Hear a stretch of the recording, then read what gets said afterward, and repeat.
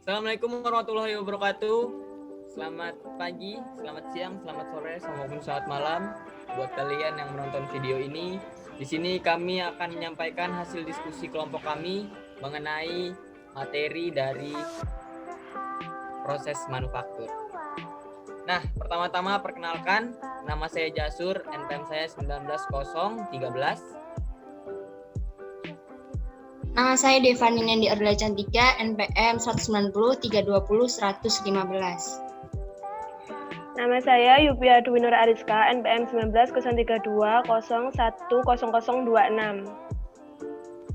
Nama saya Jaya Satria, NPM 19 032 010030. Ya, halo, perkenalkan nama saya Muhammad Dafa Erlangga, NPM-nya 19 032 010036. Nah, jangan lupa buat kalian semua sebelum kita masuk ke materi, jangan lupa like, komen, dan subscribe video ini. Langsung saja kita ke materi. Next. Baik, di sini saya akan menjelaskan pengertian mesin kempa. Mesin kempa adalah mesin yang dipakai untuk memproduksi barang-barang sheet metal menggunakan satu atau beberapa press dies dengan meletakkan sheet metal di antara upper disk dan lower disk.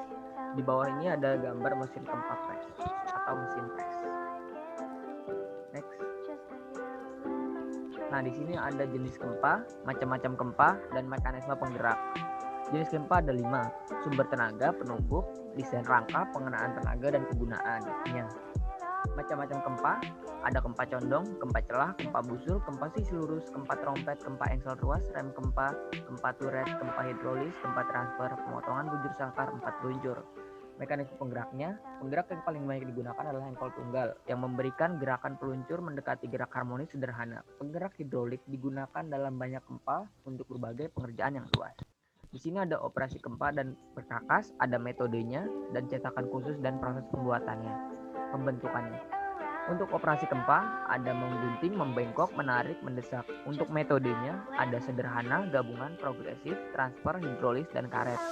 Cetakan adalah gabungan dari 2 operasi atau lebih pada satu stasiun. Nah, pemrosesan bantal karet di bawah tekanan. Bantal karet mengalir di sekitar blok model atau pons dan benda dikerja di pons atau dibentuk. Cetakan penggaris baja adalah mirip dengan pemotong kue dan proses menghilangkan bagian cetakan logam pejal yang digunakan dalam mencetak lubang stok logam lembaran. Nah, di sini saya akan menjelaskan elemen dasar mesin perkakas. Untuk struktur mesin perkakas, pembubut pahat mata tunggal adalah yang paling mudah dibayangkan. Bangku bubut dan mesin pengebor adalah pembalikan kinematis yang menggunakan perkakas mata tunggal. Nah, bisa kita lihat pada gambar di bawah ada bangku bubut, mesin pengebor horizontal, mesin ketam, mesin serut, mesin fris horizontal, mesin fris vertikal. Nah, untuk rangka modern dari besi kelabu atau baja memiliki kelebihannya itu penghematan berat sebesar 25%, perbaikan relatif lebih mudah pada rangka yang rusak, penggunaan baja mungkin digunakan dalam rangka yang sama tergantung pada karakteristik dari anggota masing-masing. Perubahan desain lebih murah, kesalahan dalam permesinan dan atau desain lebih murah untuk dikoreksi, dan benda kerja dapat diledakkan relatif terhadap tegangan yang ditimbulkan, sehingga getaran dan defleksi dapat mudah dikendalikan. Untuk kerugiannya, besi cor kelabu menyerap getaran lebih baik. Bahan coran adalah homogen sehingga reaksi kimia dapat diabaikan. Proses pengecoran mungkin lebih sesuai untuk kecepatan produksi tinggi. Rangka untuk mesin tugas berat mungkin harus sangat berat untuk menyerap beban. Untuk selanjutnya akan dijelaskan oleh rekan saya, Devani Nendi. Terima kasih Jasur, saya akan melanjutkan untuk menjelaskan elemen dasar. Elemen dasar ada 8, yang pertama kepala tegak, spindle, bangku, kolom, meja, kereta peluncur, landasan, dan penyangga ujung atau ekor tetap. Selanjutnya yaitu metode pemegangan benda kerja. Nah, pada metode pemegangan benda kerja ini, metode yang digunakan itu tergantung benda kerjanya. Tergantung mesinnya, dan sampai berapa jauh dikehendaki produksi cepatnya. Di sini terdapat beberapa metode seperti leher, cetak T, calok, pencekam magnetis, arbor, dan yang lain-lain. metode penanganan benda kerja, metode yang umum digunakan itu dengan tangan, yaitu kalau masanya itu kurang dari 10 atau sampai dengan 25 kilo, atau dengan conveyor kalau masanya itu berat. Pengendalian numeris. Perutan operasional dalam kendali numeris itu ada dua. Yang pertama secara manual dan yang kedua dengan menggunakan bantuan komputer. Dimana kalau komputer itu akan melakukan perhitungan dan menerjemahkan instruksi ringkas ke dalam instruksi yang lebih detail. Jenis kendali pada kendali numeris ini ada dua. Yang pertama pada lingkar terbuka dan yang kedua pada kendali loop tertutup. Koordinat tegak lurus, prinsip-prinsip kendali numeris pada koordinat tegak lurus ini ada 4. Yang pertama mesin bubut turret vertikal atau fris pengebor vertikal, yang kedua kempa pons turret, yang ketiga mesin las, dan yang terakhir pembengkok tabung kanan. Metode penempatan oleh mesin pelubang. Nah, pada gambar tersebut itu adalah gambar hasil potongan mesin fris kalau sebuah permukaan tidak sejajar dengan salah satu sumbu mesin, maka biasanya tidak dapat diperoleh permukaan yang halus. Dan pastinya akan terjadi puncak-puncak yang harus didatarkan pada operasi terakhirnya. Konsep numeris lanjut.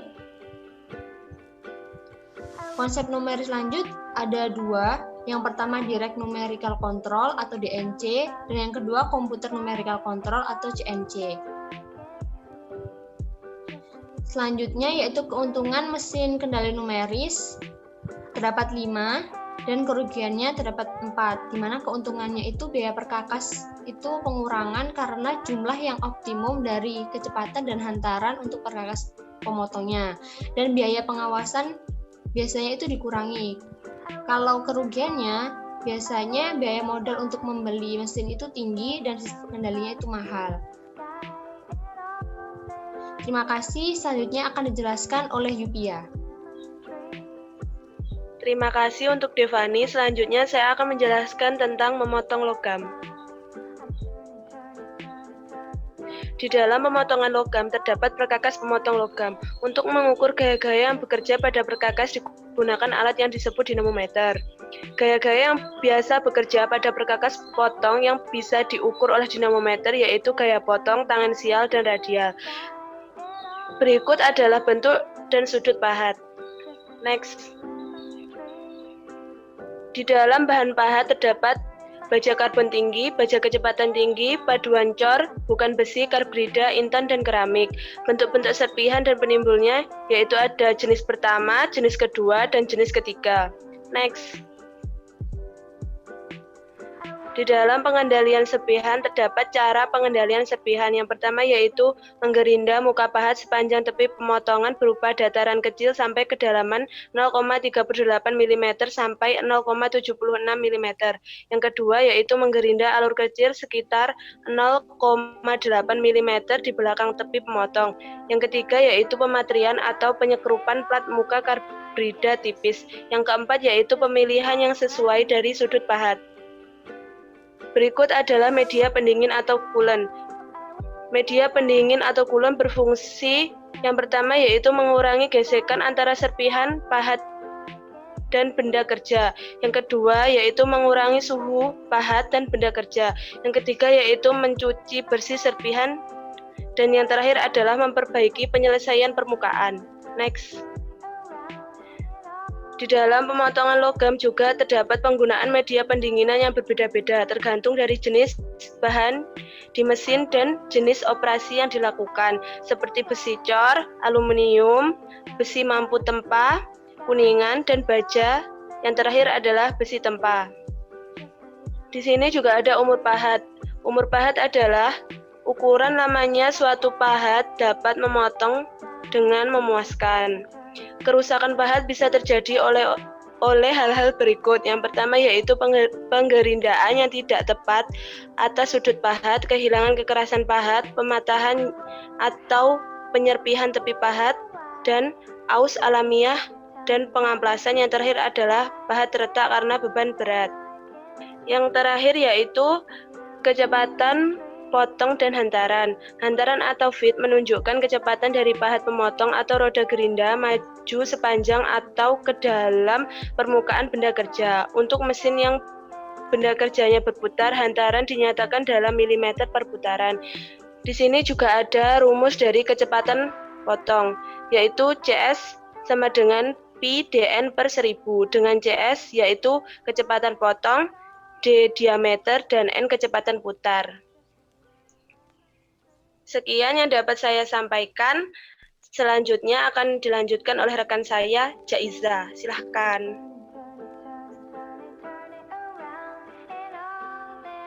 Selanjutnya, saya akan menjelaskan tentang apa itu mesin puput. Mesin puput adalah suatu mesin perkakas yang digunakan untuk kepentingan yang lain seperti pembuatan kenop, memotong kulit, atau memuput virus. Mesin puput dinyatakan dalam diameter benda kerja yang dapat diputar dengan diameter 400 mm. Prinsip kerja mesin puput ialah benda yang dipuput dalam keadaan berputar, sedangkan pahat yang digerakkan mendatar atau melintang menyayat benda kerja. Kemudian bagian-bagian dari mesin puput. Yang pertama ada kepala tetap yang terletak di sebelah kiri yang digunakan untuk memutarkan benda kerja. Kemudian yang kedua ada apron. Apron ini merupakan bagian dari kerta luncur yang menjulur di bagian depan dari pembuput. Kemudian ada skru pengarah. Skru pengarah ini merupakan poros panjang yang diulir dengan baik. Yang keempat ada ulir pengarah yang digunakan untuk memotong ulir. Yang kelima ada batang hantaran yang digunakan untuk mentransmisikan daya dari kotak pengubah cepat untuk menggerakkan mekanisme apron. Yang keenam ada tuas pengubah kecepatan yang digunakan untuk mengatur kecepatan. Kemudian apa saja jenis-jenis dari mesin puput? Yang pertama itu ada pembubut kecepatan yang digunakan untuk pengerjaan kayu, pemusingan logam, dan pemolesan. Kemudian ada pembubut mesin yang digunakan untuk penggerak puli kerupuk bertingkat, penggerak roda gigi tangan, penggerak kecepatan vertikal. Yang ketiga ada pembubut bangku. Kemudian selanjutnya ada pembubut ruang perkakas. Kemudian pembubut kegunaan khusus yang digunakan untuk pembubutan silindris dan pengerjaan tepi. Kemudian ada pembubut turret yang terdiri dari pembubut turret horizontal dan pembubut turret vertikal. Kemudian ada pembubut otomatis. Kemudian ada mesin ulir otomatis yang terdiri dari mesin ulir otomatis spindle tunggal dan mesin ulir otomatis spindle banyak. Dan yang terakhir ada fris pengebor vertikal. Kemudian saya akan menjelaskan bab selanjutnya mengenai mesin pemurgi dan pengeboran. Apa itu mesin pemurgi? Mesin pemurgi adalah suatu mesin yang pengerjaannya dengan cara membuat lubang dalam sebuah objek dengan menekankan sebuah gurdi berputar kepadanya. Hal yang sama dapat dicapai dengan memegang pengurdi stasioner dan memutar benda kerja. Bagian-bagian dari mesin gurdi terdiri dari base atau dudukan, kemudian ada kolom atau tiang, kemudian ada table atau meja, table clamp, drill charge atau motherboard, spindle head, dan drill feed handle. Kemudian, apa saja pengelompokan dari mesin gurdi? Jadi, mesin gurdi itu dikelompokkan berdasarkan konstruksinya. Mesin pengurdi bisa dikelompokkan sebagai berikut. Yang pertama itu ada pengurdi mampu jinjing. Yang kedua ada mesin pengurdi peka yang terdiri dari pasangan bangku dan pasangan lantai. Kemudian ada mesin pengurdi tegak yang terdiri dari tugas ringan maupun tugas berat. Selanjutnya ada mesin pengurdi gang, mesin pengurdi radial, mesin pengurdi turret, mesin pengurdi spindle jamak yang terdiri dari unit tunggal dan jenis jalan. Kemudian ada mesin pengurdi produksi otomatis yang terdiri dari meja pengarah dan jenis perpindahan, dan mesin pengurdi lubang dalam. Kemudian, apa itu pengeboran dan reaming? Mesin pengeboran adalah suatu mesin yang digunakan untuk memperbesar lubang yang telah digerudi atau diberi inti. Pada prinsipnya merupakan suatu operasi penempatan sebuah lubang yang telah digerudi sebelumnya dengan bahan jenis mesin bubut mata tunggal. Sedangkan meluaskan lubang atau reaming adalah memperbesar lubang yang telah dimesin sampai ke ukuran yang sesuai dengan penyelesaian halus. Peluas lubang adalah sebuah pahat teliti dan tidak dirancang untuk membuat lubang banyak. Kemudian ada fluida pendingin. Fluida pendingin ini digunakan untuk memperbaiki aksi pemotongan antara pengurdi dengan benda kerja. Kemudian digunakan untuk memudahkan pengeluaran serpihan serta mendinginkan benda kerja dan pahat. Selanjutnya akan dilanjutkan oleh Dava Erlangga.